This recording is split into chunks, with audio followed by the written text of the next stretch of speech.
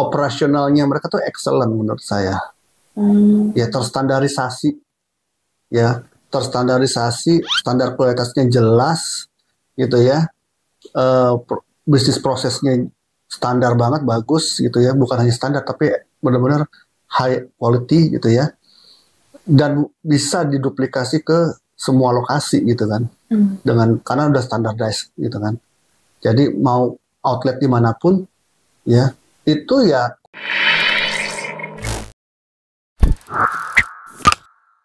Sebelum Anda lanjut nonton video ini, silakan Anda subscribe, like, dan share kepada teman-teman Anda sehingga channel ini bisa bertumbuh.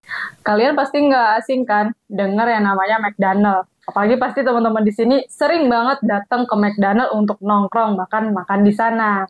Nah, kalian tahu nggak sih kalau misalkan McDonald ini tuh produknya bisa kita buat di rumah. Bahkan mungkin dari antara kalian tuh ada yang buka usaha dengan produk yang sama dengan McDonald. Nah, sebenarnya gimana sih cara McDonald ini bisa jadi raja fast food di dunia saat ini walaupun produknya ditiru oleh pebisnis-pebisnis lainnya? Penasaran kan? Ya, langsung aja kita bahas dengan Coach Adit. Halo, Coach. Halo. Apa kabar, Coach? Alhamdulillah baik-baik. Alhamdulillah, sehat-sehat ya, Coach ya. Iya. Ini Coach, kan McDonald ini sebenarnya kan udah yang lama banget ya pasti ya Coach ya. Bahkan ini udah tahun 2025. Nah, produk dari McDonald ini kan sebenarnya juga bisa kita buat sendiri kan ya Coach ya. Kayak kentang goreng gitu kan, kita tinggal potong-potong kentangnya terus tinggal digoreng gitu kan. Terus kalau misalnya burger juga bahan-bahan di luar sana juga ada, tinggal kita bikin sendiri. Bahkan bisa buat bisnis di rumah gitu kan ya Coach ya. Nah, sebenarnya kesalahan umum apa sih Coach yang bikin bisnis itu ditiru produknya, malah bisnisnya dia yang turun gitu Coach? Oh, oke, gitu ya. Jadi McDonald's ini kan memang produknya sebetulnya mudah ditiru ya. Burger sama kentang goreng doang kan. Awalnya itu doang ya. Mudah ditiru, mudah dibikin gitu ya. Sama siapapun. Betul. Gitu. Cuman kok dia tetap bertahan ya. Gitu, sampai sekarang. Iya kan? Emang sih ada yang tutup, ada yang apa gitu ya. Tapi tetap sih secara umum mereka bertahan gitu ya. Iya. Kemudian ada pebisnis lokal yang mau berbisnis food and beverage seperti McDonald juga, bahkan bisa berinovasi sebetulnya ya, bisa bikin burger yang lebih baik atau lebih unik gitu ya, tapi malah turun gitu ya. Iya. Kenapa gitu ya? Nah itu menarik tuh gitu ya. Iya, kenapa tuh Pak? Kalau menurut saya kita lihat analisa dulu ya dari sisi McDonald's-nya ya, gitu kan dia brandingnya udah sangat kuat gitu ya. Betul. Dan konsisten selalu nih, gitu ya, nggak pernah berubah, nggak pernah aneh-aneh gitu ya. Tapi dia bertahan di situ brandnya dan memang ada inovasi-inovasi, tapi tetap core strength-nya dipertahankan gitu ya, dan konsisten. Simple sih konsistensinya kita bisa lihat dari sisi secara fisiknya aja deh gitu ya. Kalau kamu kemana-mana ngelihat McDonald's ya warnanya begitu. Gitu kan, familiar, bentuknya, layoutnya, ya baik dari sisi kios sampai ke level restorannya jelas gitu loh, itu McDonald gitu kan, ya dari jauh orang kelihatan gitu, misalnya, itu kan brand yang cukup salah satu bentuk branding ya, gitu, walaupun bukan hanya fisik kalau branding kan, gitu, tapi itulah gitu ya, lihat dari situnya aja udah kuat gitu, kemudian operasionalnya mereka tuh excellent menurut saya. Ya terstandarisasi, ya terstandarisasi, standar kualitasnya jelas, gitu ya. Bisnis prosesnya standar banget, bagus, gitu ya. Bukan hanya standar, tapi benar-benar high quality, gitu ya. Dan bisa diduplikasi ke semua lokasi, gitu kan. Karena udah standardized, gitu kan. Jadi mau outlet dimanapun, ya itu ya kualitas rasanya, kecepatan penyajiannya, cara mereka menyapa, standar semua udah gitu. Seragamnya gitu kan. Sampai ke rasa-rasanya ya begitu gitu ya. Jadi saya pernah nonton di YouTube ya, orang Amerika suka tuh kan kayak bikin vlogging ya, tentang makanan, membandingkan antara McDonald di Amerika dengan di Indonesia.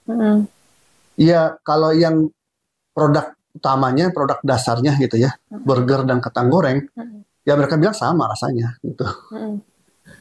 Saya yang dari beberapa orang Amerika yang melakukan vlog atau mencoba burger di McDonald's Indonesia, ya baik itu dari negara bagian manapun gitu ya, membandingkan dengan Indonesia, baik itu yang di Jakarta maupun ada yang di Bandung nyobanya, ada yang di Surabaya, itu mereka bilang rasanya sama gitu loh, nggak beda jauh. Dan mereka memberikan nilai poin bahwa ada hal-hal yang memang unik ya di Indonesia, yang memang disesuaikan dengan selera lokal gitu kan. Ada ayam goreng misalnya. Ayam goreng itu kan sebetulnya McDonald aslinya nggak ada ayam goreng gitu. Hanya burger dan kentang doang gitu. Paling burgernya yang divariasikan gitu ya. Dari mulai burger yang paling sederhana, cuma burger beef burger, sampai yang ada kejunya, sampai yang ikan, sampai yang lapis-lapis gitu ya. Ya apa namanya tuh Big Mac ya. Gitu doang aja. Tapi burger gitu kan. Dan kentang goreng, karena di Amerika kan memang ya makanannya ya kentang goreng gitu ya sama burger. Ayam goreng dan nasi itu kan Indonesia, ala-ala Indonesia gitu kan. Kalau belum makan nasi belum Indonesia. Betul gitu. Ya, jadi kekuatan utamanya atau produk utama tetap dijaga, kualitasnya stabil. Tetap ada inovasi-inovasi yang berbeda sesuai dengan selera pasar lokal gitu ya. Nah itu jadi operational excellence, kemudian brandingnya kuat, gitu ya. Dan dia tuh sebetulnya McDonald itu juga bisnis utamanya itu yang nggak kelihatan, itu properti gitu. Iya. Bisnis properti sebetulnya dia itu. Jadi dia punya banyak properti di seluruh dunia yang di lokasi-lokasi strategis yang menjadi gerai-gerai burger gitu. Jadi dilihat dari properti, jadi dia benar-benar menganggap itu propertinya dia yang strategis gitu. Oke. Nah, keunikannya di situ menurut saya. Berarti ada keunikan-keunikan dari produk tersebut, maksudnya dari kayak brand tersebut, sehingga mau ditiru kayak gimana pun sama pebisnis lain, orang lain, dia tetap bertahan gitu ya Coach? Betul. Ada kan bisnis franchise atau bisnis fast food lain yang udah mendunia juga, yang juga sebetulnya sama bertahannya sih, karena mereka juga punya operational excellence juga, punya brand yang kuat juga gitu loh, dan masing-masing punya pasarnya gitu. Ya. Dan kamu kan tadi nanya kenapa yang bisnis lokal kok nggak bertahan gitu ya, yang meniru tadi ya, itu juga ya artinya mereka mereka mungkin hanya sekedar meniru produknya aja, tapi dari sisi yang lain-lainnya mereka lupa gitu loh. Apakah mereka juga bisa menguatkan brandnya gitu kan, konsistensi terhadap brandnya, kemudian apakah operasional mereka excellent apa enggak gitu kan. Artinya dari sisi misalnya standar kualitasnya, rantai pasoknya, itu semua juga konsisten nggak dan berkualitas nggak gitu di seluruh lokasi. Apakah rasanya juga mereka stabil nggak, konsisten nggak, banyak nih gitu kan. Yang bisnis burger misalnya, saya juga pernah sering beli gitu ya, burger yang sama awalnya enak, suka dong pengen beli lagi, ternyata rasanya kok aneh gitu kan, kayak nggak fresh lagi gitu. Terus mau coba lagi beli lagi, ternyata kan pakai GoFood ya, kesana tutup. Padahal di aplikasi online-nya buka gitu kan, kan aneh gitu. Jadi customer experience gitu kan, kepastian dalam pelayanan itu juga pengaruh gitu ya. Target marketnya harus jelas juga gitu ya. Mereka sama-sama burger nih bisnisnya, cuma target marketnya siapa gitu ya, menengah ke bawah, menengah ke atas gitu. Karena burger juga di restoran-restoran premium, yang hotel ya kan juga ada, tapi mahal, karena juga bentuknya mewah gitu kan. Padahal burger, ya kan? Padahal burger kata orang Amerika itu makanan kuli sebetulnya. Makanan orang buruh gitu, ya kan. Tapi bisa di apa ya, disajikan menjadi mewah juga di hotel gitu kan. Dan saya pernah makan gitu kan, yang harganya bisa di atas 200.000 sama dengan harga steak gitu. Ya. Karena memang dagingnya daging steak gitu kan, tapi dibuat burger.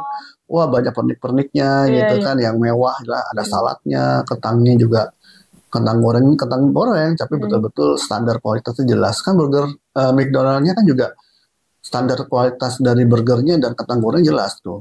Ya kan? Sampai kerenyahnya itu ada ukurannya loh mereka. Standar kerenyahan dari kentangnya gitu kan. Standar keempukan dari dagingnya, dari rotinya itu ada standarnya gitu loh. Ada angkanya gitu loh, ada angka kualitasnya gitu. Jadi sampai ke situ. Nah, apakah bisnis-bisnis lokal atau bisnis-bisnis burger lokal lainnya itu sampai ke situ gitu kan? Ya memang proses ya. Mungkin di awalnya enggak, tapi harus ada perkembangan dan inovasi. Bukan hanya inovasi dari produknya, tapi juga inovasi dari sisi operasionalnya gitu. Oke, berarti kalau misalkan emang kita mau niru bisnis yang emang itu bakal gede gitu ya, bakal bertumbuh, bakal berkembang, itu nggak hanya kita niru produknya aja, tapi kita benar-benar mempelajari dari sisi lainnya juga ya, Coach. Betul. Gitu. Dari mulai dari operasionalnya kah, atau dari bagian layanannya, konsistennya gitu ya, Coach ya. Oke. Wah, menarik nih teman-teman. Jadi kalau teman-teman nih pengen duplikat bisnis yang lain, boleh pelajari dulu selain produknya, cara ngebuat produknya, tapi benar-benar layanannya seperti apa, operasionalnya seperti apa, dan segala macamnya yang memang mendukung bisnis itu bertumbuh. Kalau teman-teman ada pertanyaan, bisa langsung tulis di kolom komentar ya. Cukup sekian dari aku, Aulia. Saya Aditya Minjaya. Sampai jumpa.